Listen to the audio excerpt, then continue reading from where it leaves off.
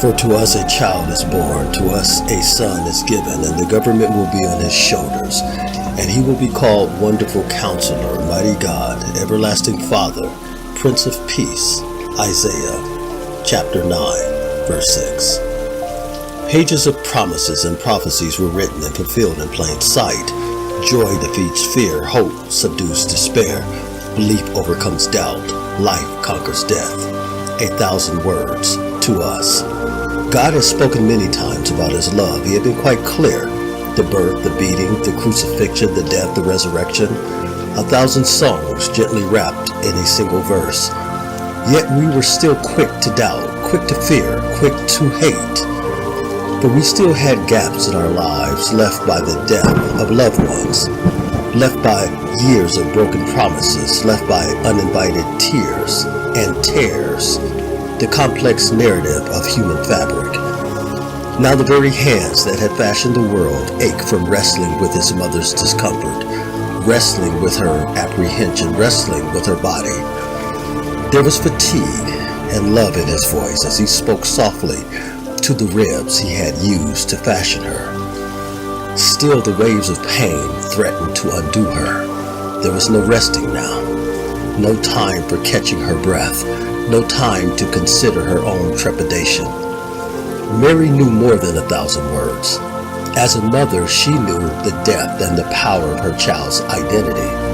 As a woman, she knew the uncomfortable circumstances of this birth, why her firstborn son would not have her husband's name, why she had no dreams for her own child, why he instead had dreams for her and all humanity. She was young and inexperienced and felt alone and ill-prepared. Her tears were not those of an expecting mother. Her tears were those of a grieving widow. And when the baby heard his mother's cry and missed the pangs of birth, he asked God the Father to lift him up so he might release her from her pain.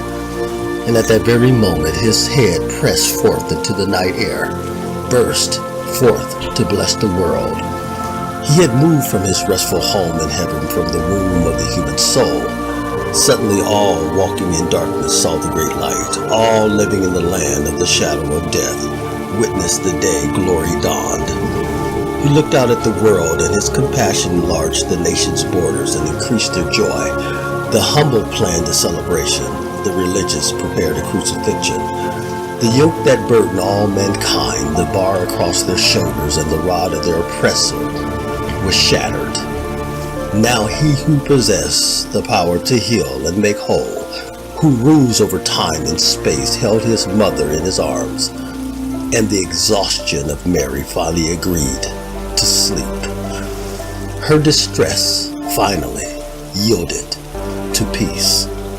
With exhaustion and love in his voice, he tenderly looked up at her peaceful, resting face and lovingly whispered 1,000 words to us.